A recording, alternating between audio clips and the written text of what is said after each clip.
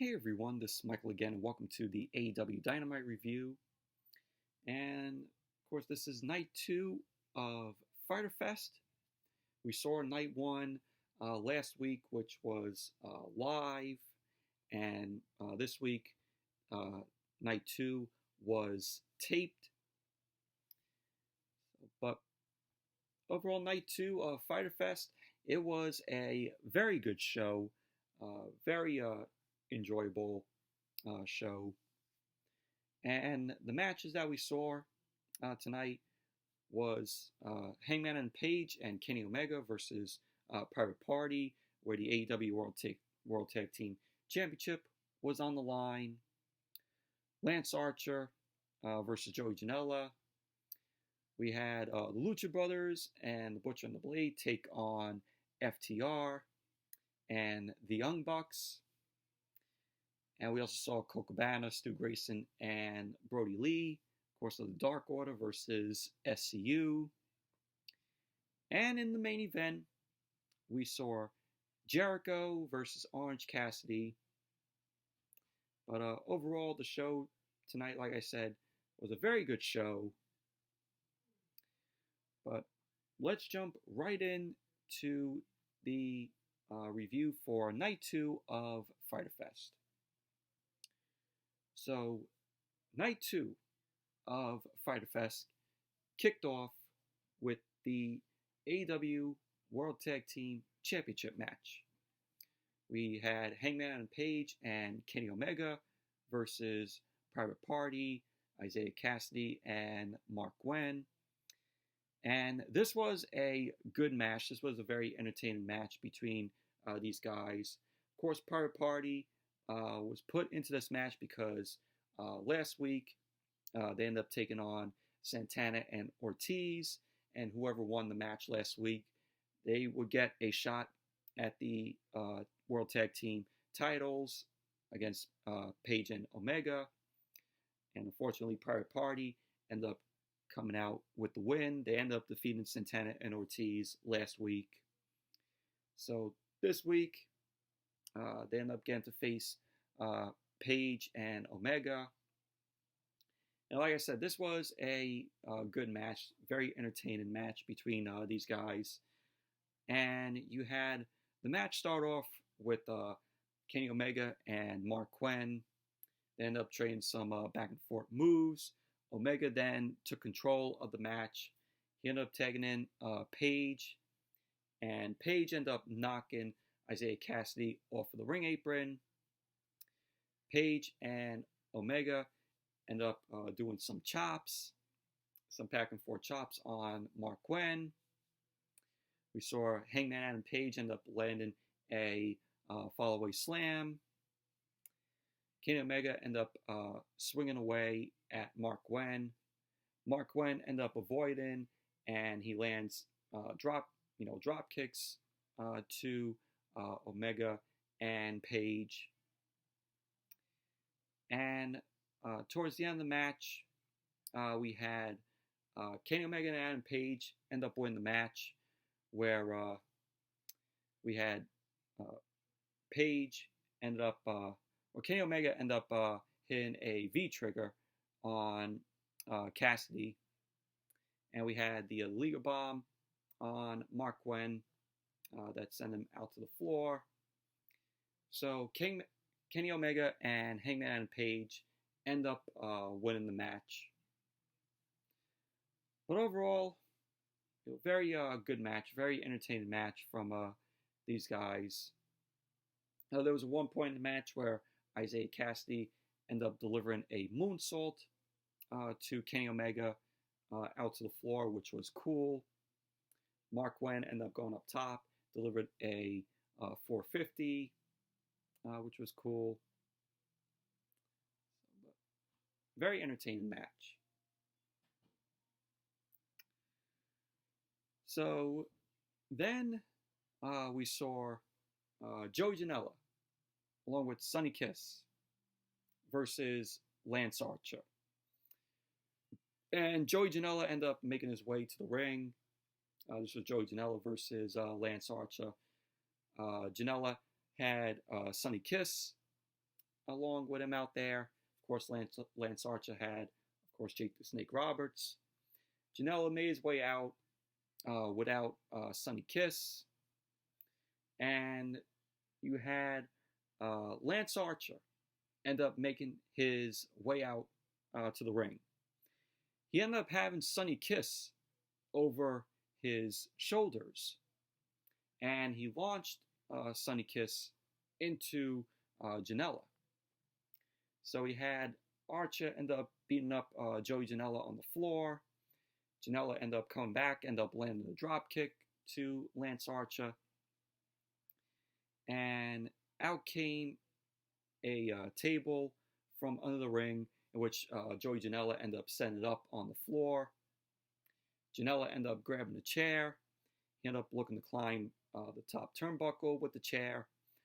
The referee ended up taking away the chair from Janela. Lance Archer then ends up getting into the ring, and he takes out Janela.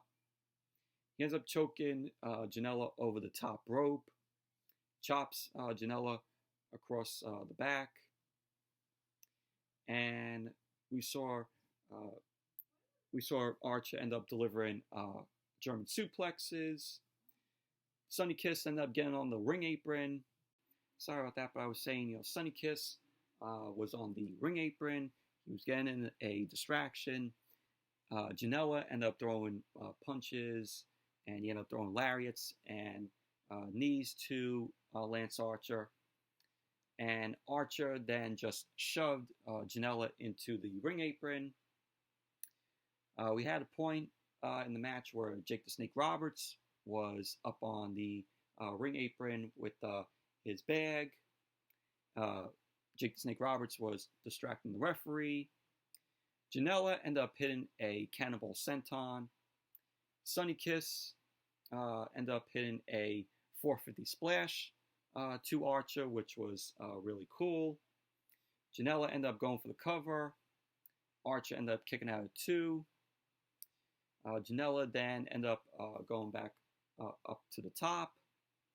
Archer ended up catching Janela with a elbow, and he then Janela ended up landing through the table, and Archer ended up slamming Janela's skull onto the table a few times. Archer then ended up tossing Janela back into the ring, and he went for the cover. And there you go, Lance Archer ended up winning the match. But overall, it was a decent match between Janela and Archer. And then we saw Darby Allin. Darby Allin was practicing with Travis Pastrana, I think that's how you pronounce his last name.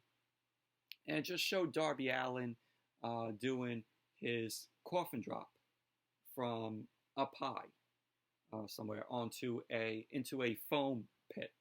So Darby Allin did the coffin drop into a foam pit, and he ended up saying that he hasn't forgotten about Brian Cage. And of course, Cage was the guy who put Darby Allin out for a month. So Darby Allin's going to be getting his shot at Cage when he's all healed up and ready to come back. So that's going to be pretty cool to see. Darby Allin versus Brian Cage. They're going to book it. And then we went to Tony Schiavone. Tony Schiavone was in the ring. There was a big announcement from TAZ. So TAZ ended up heading to the ring. Brian Cage, of course, was with him.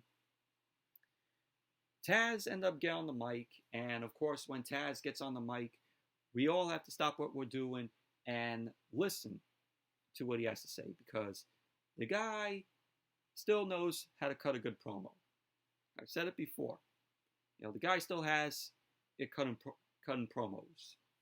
And you know what? I agree with the people that say that TAZ and Brian Cage are the Paul Heyman and Brock Lesnar of AEW. And I see that. Taz is the Paul Heyman. Brian Cage, is the Brock Lesnar. But Taz ended up getting on the mic, and he mentioned how Moxley was supposed to face Cage tonight. Of course, Moxley was originally supposed to fight Cage night 2 of Fyter Fest, but of course, Moxley having to quarantine himself because, of course, his wife Renee Young tested positive for COVID. So with that, Moxley had to quarantine himself, but he will face Cage next week on Dynamite, which is going to be Fight for the Fallen. So we're going to be getting that match next week. And Taz ended up saying how Cage will then be crowned as the new AEW World Champion. And Taz ended up having a black bag that he was carrying. The black bag had a title in it. And Taz ended up saying that he is the one who created this title that was in the bag decades ago. He ended up saying that it represents his full body of work. So Taz takes the title out of the bag, and it turns out it is the FTW Championship. And I gotta say, that FTW Championship looks really amazing. Like the design of it. And he ended up saying that no promotion have ever recognized the FTW title. And he ended up saying that fans understand whoever holds the title is the baddest SOB in wrestling, in professional wrestling. Taz ended up saying that Brian Cage is not going into next week's show without a title. So Taz ends up making Cage the FTW champion. Taz ended up handing off the FTW title to Cage. And he ended up saying that Brian Cage is going into the match with some momentum. And that Moxley is done for. So that was the segment. That was the promo from Taz. But very good promo as always from Taz. We're going to be seeing, of course, Moxley and Brian Cage go at it next week on Dynamite at Fight for the Fallen. So that's one match that I am really looking forward to. Do I think Brian Cage is possibly going to win the AEW World Championship? As much as I would like to see that, I know Moxley is going to be retain the title. I know that they're not going to take that title off Moxley just like that. So I think Moxley's going to be walking out of Fight for the Fallen next week, still the AEW World Champion. But who knows? Cage could win it and surprise everybody, just by how big that they are building Cage. But yeah, we'll have to see next week. And then we had the Young Bucks and FTR versus the Blade, Butcher, and the Lucha Brothers, Pentagon Jr. and Phoenix. This was an 8-man tag, and this, in my opinion, was the best match of the night. This match was absolutely awesome and very good. You had Pentagon and Dax Harwood end up getting the match going. Harwood ends up taking down Pentagon.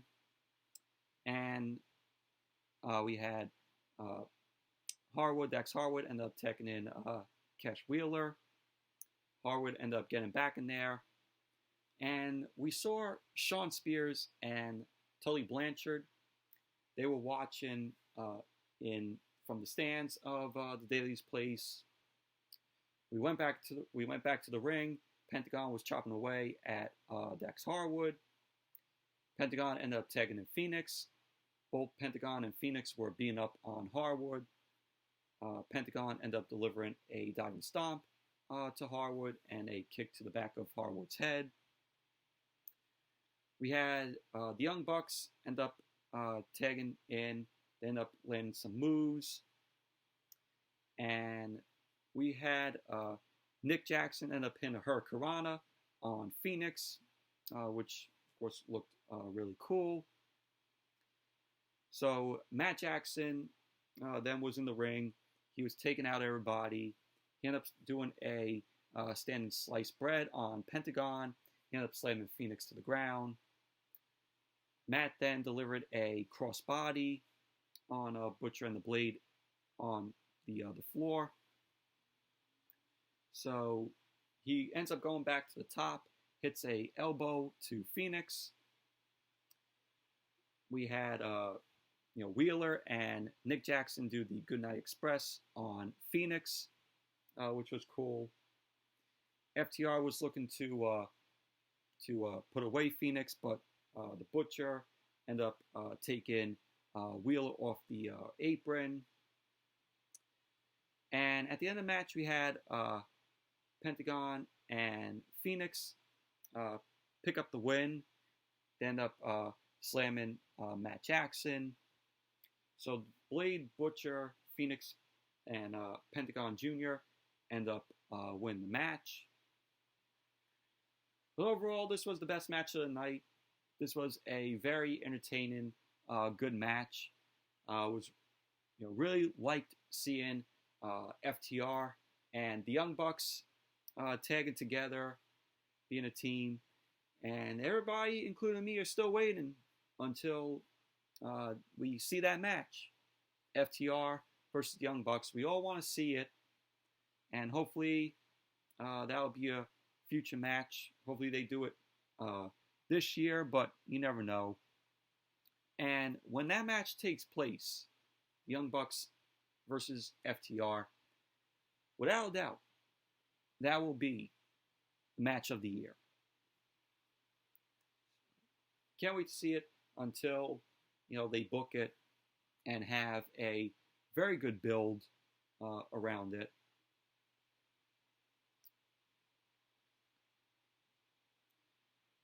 And then we saw Big Swole.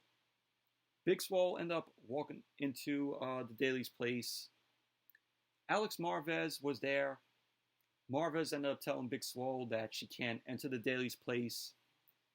And another woman ends up coming up to Big Swole. This woman ends up telling Big Swole that she's been served. Swole ends up reading this letter, and she realizes that Britt Baker is the one who served Big Swole. Oh, what a surprise. So Big Swole was unhappy. She ended up driving all the way to the Daily's place. And, she wasn't told about this until entering the Daily's place.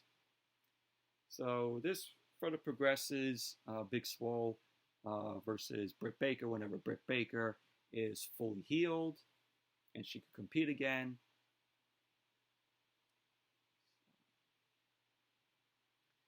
And then we had Nyla Rose versus Kenzie Page and Keelan King. I think that's how you pronounce her name. And this was a short match. This was just an easy win for Nyla Rose. This was a 2-on-1 handicap match. So we had Keelan King starting out the match, but she immediately ended up tagging in Kenzie Page. Nyla Rose ended up delivering a clothesline, headbutt, power slam to Page into the corner. At the end of the match, Rose ended up delivering a power bomb to Kenzie Page. And there you go. Nyla Rose ended up winning. Easy win for Nyla Rose. Then you had post-match. Nyla Rose ended up getting on the mic. She ended up saying that actions speak louder than words. So then we cut to the crowd, the stars, at ringside, we see the AEW Women's World Champion, Hikaru Shida, and also Penelope Ford was looking on at what Nyla Rose had to say. Rose ended up saying that she's taken it upon herself to hire a manager, but she won't say who her manager is.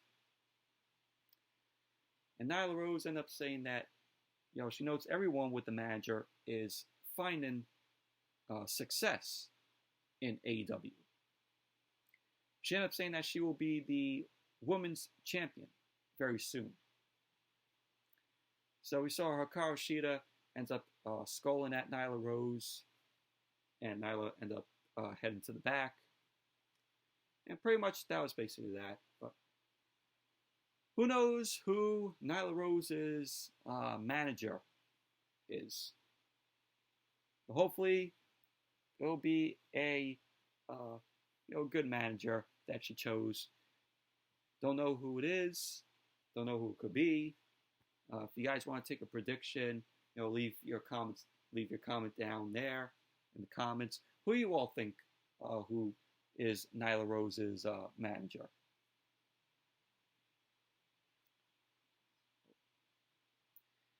And then we saw Colt Cabana.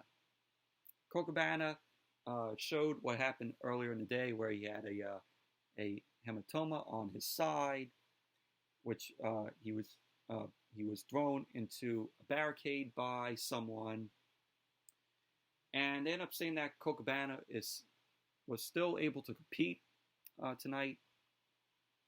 Brodie Lee ends up telling Cabana that they don't know who did it, but with him around, this won't happen.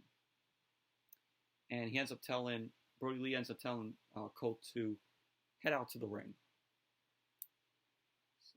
And that was that.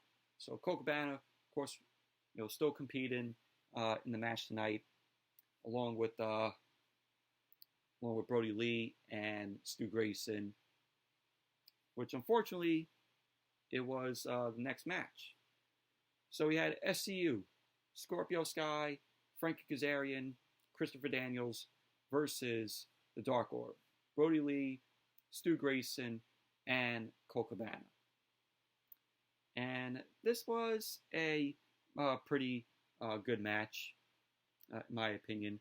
You had the rest of the Dark Order. They were standing on the stage. We had Christopher Daniels and Stu Grayson start off the match.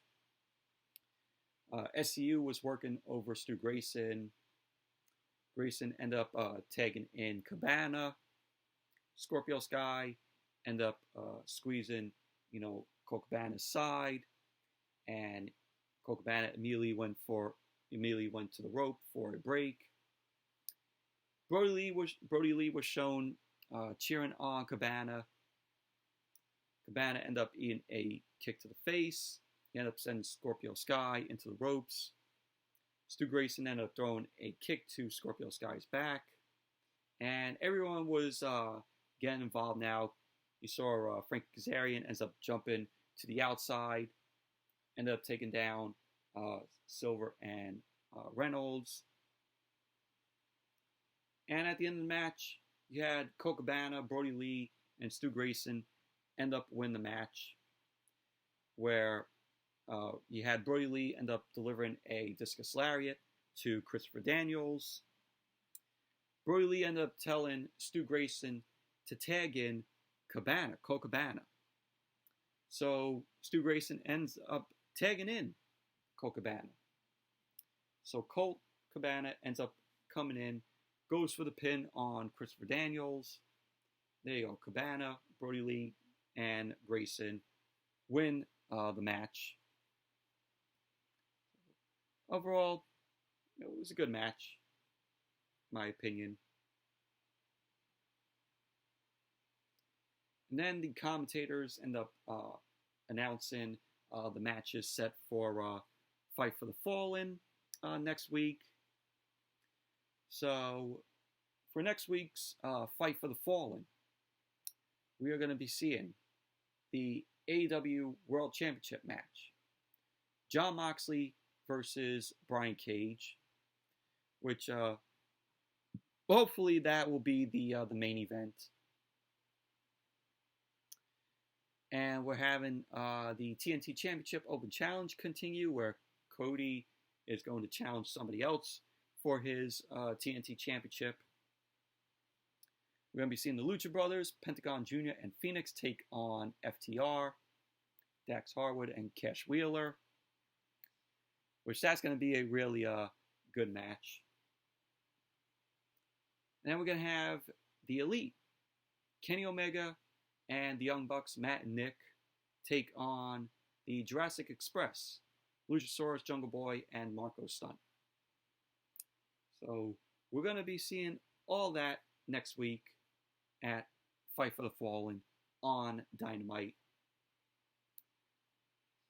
But hopefully, like I said, hopefully Moxley and Brian Cage will be the main event. And I hope they do that. And then, after they announced the matches for Fight for the Fallen, we saw Britt Baker.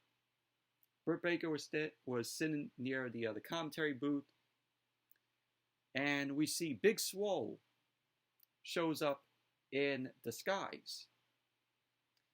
We had Reba gets in her way. Reba ended up getting in Big Swole's way. Britt Baker ends up telling Big Swole that she has to get out, and she's suspended because of the served papers that Britt Baker gave to, or that Britt Baker gave to this woman that gave it to Big Swole earlier in the show. And Big Swole ends up saying that it's trash day. And she ends up throwing a ball of paper off of Reba's face. And because of that, Reba's hand ends up swinging back and ends up smacking Britt Baker in the face. And Britt Baker was screaming, and because of the pain. And Big Swole ended up going off. And that was that. But I found it funny. And then we had the main event. Chris Jericho versus Orange Cassidy. And this was a very good match. And in my opinion, this is one of Chris Jericho's best matches, in my opinion. Jericho, of course, came out along with Santana and Ortiz. Orange Cassidy ended up coming out with Chucky T and Trent. Of course, are the best friends. Orange Cassidy still was wearing the shirt with the blood on it. And the match ended up getting going. Orange Cassidy ended up having his hands in his pockets.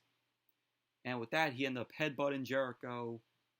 Ended up drop kicking Jericho out of the ring. Hit a suicide dive. You had Orange Cassidy ends up launching Jericho into the barricade. And Jericho ends up holding his elbow, because on commentary they end up saying that the elbow that Cassidy ended up taking out was the elbow that Jericho ends up using for the Judas effect. So Orange Cassidy ends up coming back into the ring. Cassidy ends up hitting the crossbody, but Jericho was able to reverse the crossbody from Orange Cassidy. He reversed it into the walls of Jericho, and Orange Cassidy made it to the ropes. And then we had Santana and Ortiz. They ended up coming in with that loaded sock, and the referee's back was turned, so that led them to hit that sock to Orange Cassidy, that low sock to Orange Cassidy. So Jericho ended up beating up Cassidy some more. And Santana and Ortiz end up coming over to talk some trash. We had Cassidy end up catching fire with a bunch of shots to Jericho's face. He ended up laying a Hurricanrana and a boot to Jericho's face, which was cool. You had at one point where you had Orange Cassidy ends up countering with a cradle from Jericho. So Cassidy ended up delivering a big punch to Jericho. Both Jericho and Cassidy were down.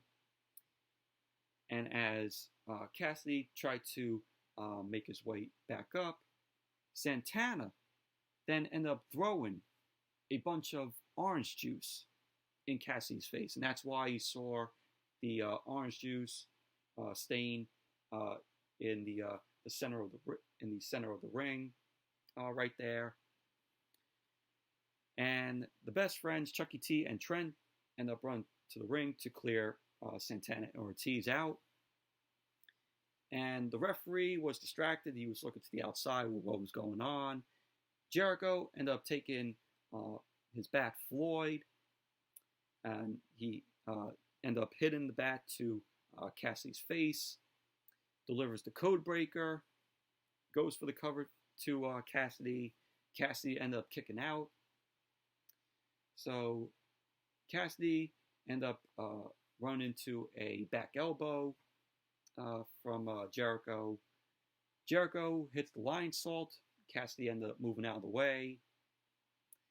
And Cassidy ended up getting back up. Cassidy was looking to go for the Superman punch, and Jericho ended up coming back right into the Judas effect. He laid the Judas effect into Orange Cassidy, and he went for the cover. There you go. Jericho ended up winning the match. But overall, very good match from Jericho and Orange Cassidy. In my opinion, like I said, this is one of Chris Jericho's best matches, in my opinion.